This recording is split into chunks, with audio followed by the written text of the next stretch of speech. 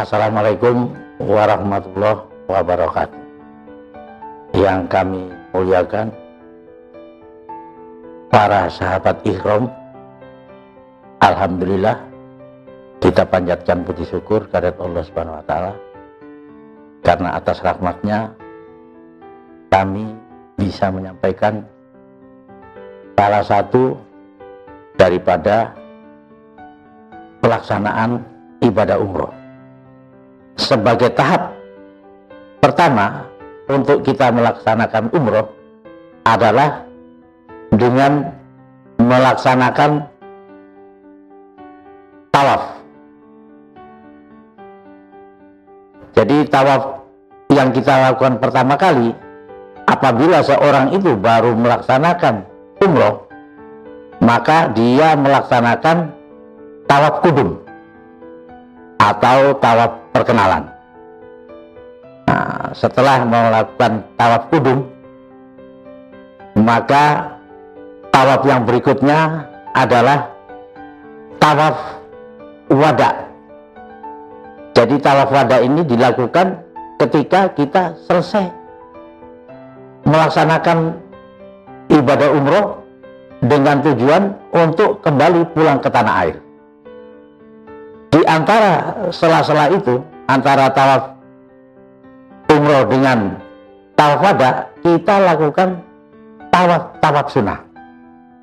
Hanya satu yang kita tidak lakukan pada rangkaian umroh ini, yaitu dengan tidak melakukan tawaf ifadah. Nah, jadi tawaf ifadah ini tawaf yang dilakukan oleh jamaah yang melaksanakan ibadah haji. Kalau melaksanakan ibadah umroh tidak perlu kita lakukan tawaf ibadah. Sebagai perkenalan orang yang baru melaksanakan ibadah umroh, dia lakukan tawaf kudum atau tawaf perkenalan. Dan ini menggunakan pakaian ihram yang dimana kita telah melakukan niat ihram di mikot-mikot yang telah ditentukan. Nah, jadi tawaf kudum ini kita melakukan tawaf kudum ini dengan menggunakan pakaian ihram. Nah, kalau tawaf sunnah itu kita tidak perlu menggunakan pakaian ihram. Juga tawaf wada kita tidak menggunakan pakaian ihram karena tawaf wada itu hukumnya wajib adalah sebagai perpisahan kita terhadap Baitullah, yaitu rumah Allah. Jadi tawaf ini kita lakukan putaran 7 kali. Nah, yang paling baku dibaca itu adalah putaran pertama, karena putaran pertama ini memuji Allah.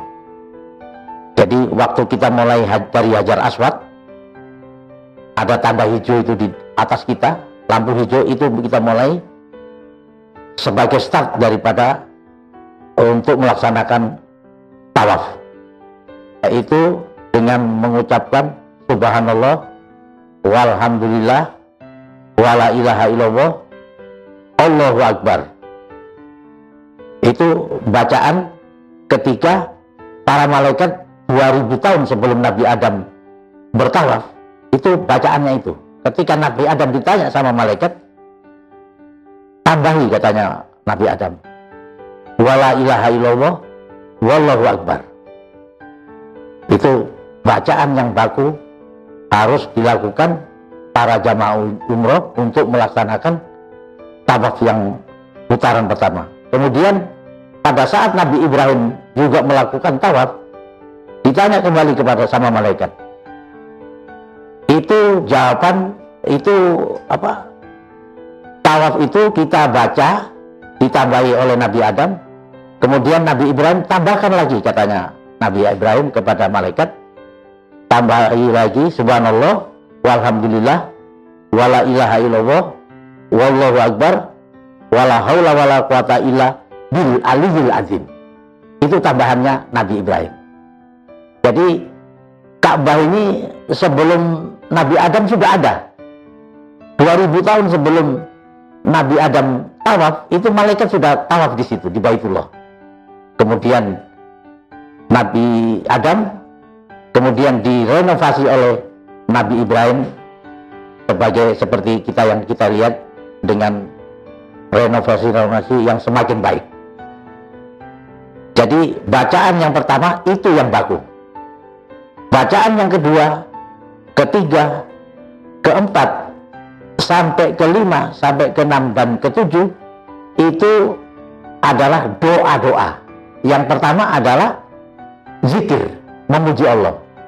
Nah, doa-doa ini kita termasuk subhanallah walhamdulillah wala ilaha illallah wallahu akbar wala haula wala quwata illa bil aliyil azim. Kita berhentikan pada saat kita sampai di rukun yamani. Nah, di rukun yamani kita mengusap sudut yamani itu dengan doa. Kemudian kita lanjutkan bacaan sampai di Hajar Aswad, Rabbana atina fid dunya hasanah wa fil akhirati hasanah wa qina adzabannar. Itu diulang sampai berhenti di Hajar Aswad. Setelah kita 7 putaran yang berakhir di Hajar Aswad, maka kita menuju multajam. Di multajam itu doa yang paling mustajab. Apapun yang kita baca di situ, sambil mengangkat tangan, kita berdoa apa yang kita minta di multajam. Setelah dari Hajar Aswad putaran ke-7 selesai. Kemudian setelah di multajam, kita mundur di belakang makom Ibrahim. Di makom Ibrahim itu kita sholat sunat 2 rakaat. Nah, setelah sholat sunat 2 rakaat, kita berdoa lagi. Kemudian kalau mau lebih bagus lagi, sebelum kita melaksanakan sa'i, kita sholat lagi di Hijr Ismail. Itu sholat sunat mutlak. Seumur hidup 1 kali dilakukan. Misalnya kita mau melaksanakan umur lagi, tidak sholat di situ, tidak apa-apa. Tapi itu sholat sunat mutlak itu dilakukan seumur hidup 1 kali. Kalau kita melakukan lagi pada saat umur lagi atau haji, silakan, itu lebih baik.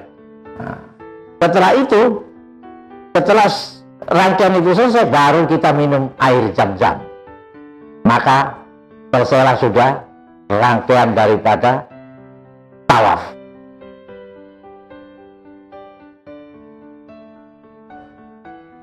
Jadi tawaf ini tidak sekedar mengelilingi 7 kali daripada Ka'bah. Tawaf ini mendidik jamaah bergerak dinamis dalam orbit tauhid. Keteguhan dan konsistensi dalam bertauhid memacu gerak untuk maju dan terus maju.